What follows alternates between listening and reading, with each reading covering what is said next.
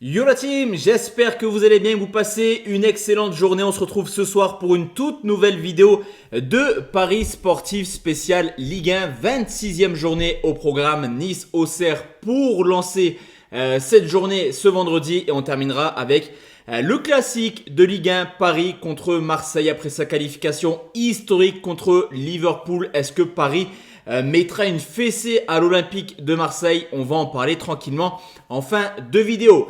Juste avant ça, si toi aussi tu aimes les paris sportifs, le petit pouce bleu, abonne-toi sur cette chaîne YouTube et n'hésite pas à utiliser l'espace commentaire pour mettre tes avis sur ce coup. D'ailleurs, il y aura un petit concours, les gars, dans le match entre Paris et Marseille. Je vous expliquerai tout ça sur mon canal Telegram. Telegram, c'est quoi? C'est une application de messagerie instantanée sur lequel tu peux avoir mes différents avis, l'actualité également de mon site internet Parieur Foot. Le lien est dans la description, mais également en commentaire épinglé de cette vidéo. Donc n'hésite pas à nous rejoindre. Telegram, c'est totalement gratuit, j'insiste dessus. Et on est plus de 51 000 membres sur le canal. On commence cette vidéo avec Nice contre Auxerre, deux équipes qui ont eu des résultats totalement différents la semaine dernière. Nice a perdu pour la première fois de l'année à domicile contre l'Olympique Lyonnais pendant que Auxerre prenait un petit peu d'air, on va dire, en s'imposant 2-0. Du côté de Reims, cependant, les résultats du week-end dernier pour moi sont quand même assez anecdotiques. Sur ce coup, on a une équipe de Nice qui sur l'ensemble de la saison fait de très très belles performances. 8 victoires, 3 nuls, une seule défaite à domicile et seulement 11 buts encaissés pendant que Auxerre est quand même en grosse difficulté à l'extérieur. Seulement 2 victoires et déjà 8 défaites en 12 déplacements. J'aurais voulu sécuriser mon avis avec un Nice ou nul et plus d'ennemis, mais la cote est seulement à 1,40 sur Betclic. Je sais que pas mal de gens sont sur Winamax, donc les cotes sont un peu plus basses.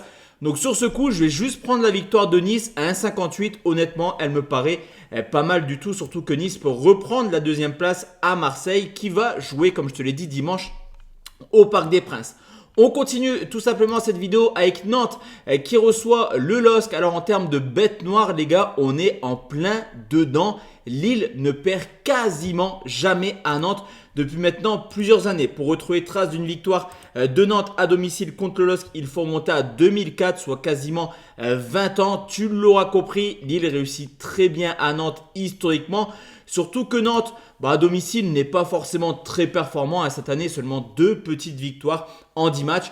Contre Rennes, qui ne marchait pas du tout au mois de décembre, et contre Lens, en pleine difficulté actuellement. J'irais bien me positionner sur une victoire lilloise, mais on le sait, il y a eu ce match de Ligue des Champions, il y a eu également de la fatigue du côté lillois. Donc là, par contre, je vais sécuriser parce que la cote est très intéressante, c'est nul ou Lille et plus d'ennemis pour une cote à 1,75. On continue avec Angers qui reçoit Monaco, des Angevins qui enchaînent les défaites actuellement 2 de suite. En plus de ça, un match nul, 3 buts partout du côté de Saint-Etienne, une équipe d'Angers qui cette année... à domicile, elle a toujours pris des valises contre les équipes de haut classement. Il y a eu une défaite 1-0 contre Lens, 4-1 contre Nice, 4-2 contre le Paris Saint-Germain, 3-0 contre Lyon, 2-0 contre Marseille, tu l'auras compris. Angers à domicile, c'est pas forcément très performant, mais est-ce qu'on peut faire confiance actuellement à Monaco? C'est tout simplement un grand nom, messieurs, dames. Il faut remonter quand même au 9 novembre 2024 pour retrouver trace d'une victoire de Monaco à l'extérieur. En l'occurrence, c'était à Strasbourg. Cependant, avec un joueur comme Biret dans le rang, je vois mal Monaco ne pas marquer. Mais défensivement, c'est quand même une équipe qui est assez fragile. Si Monaco ne termine pas dans le top 4 en fin de saison, c'est principalement à cause de sa défense. Donc sur ce coup, je vais prendre un plus de 2,5.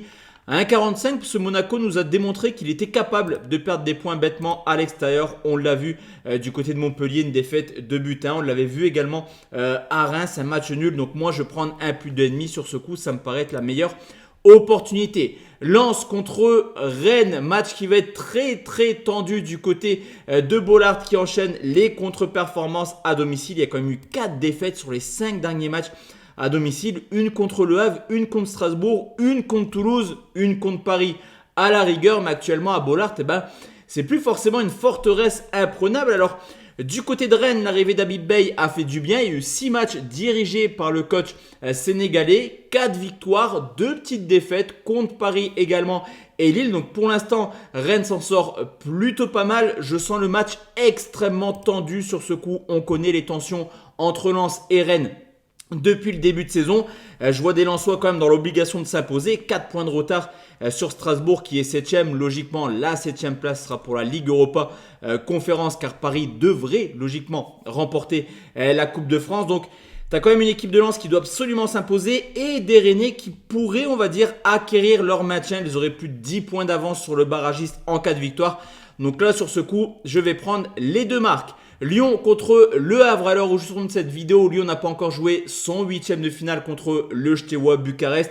Je m'avance un petit peu, mais logiquement, ça devrait passer en quart de finale au vu du match aller. Des Lyonnais qui ont eu la bonne idée de s'imposer 2-0 du côté de Nice. Des Lyonnais qui reviennent vraiment très très fort dans la course à la Ligue des Champions.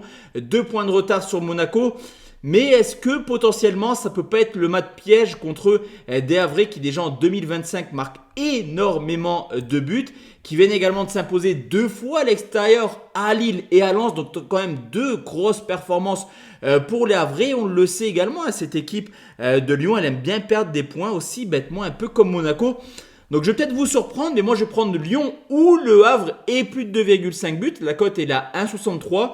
Si on a une certaine logique, eh ben, le pronostic passe, mais on peut également sécuriser avec une victoire à Fraise, comme je te l'ai dit, pardon.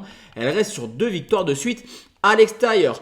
Brest contre Reims, sur ce coup, l'analyse va être extrêmement rapide sur les 20 derniers matchs. Reims est tout simplement la pire équipe de Ligue 1. Encore une fois, défait le week-end dernier contre cette équipe d'Auxerre. Bon, les Rémois n'y sont plus du tout. Si on prend les derniers résultats, 2-0 contre Auxerre, 3-0 contre Monaco, 1-0 contre Rennes, 1-0 contre Angers, 4-0 contre l'Olympique lyonnais. Du côté de Brest, après une période très compliquée et une élimination en Coupe de France, mais également en Ligue des Champions, ça y est, ils ont repris un peu d'air en s'imposant 2-0 contre Angers.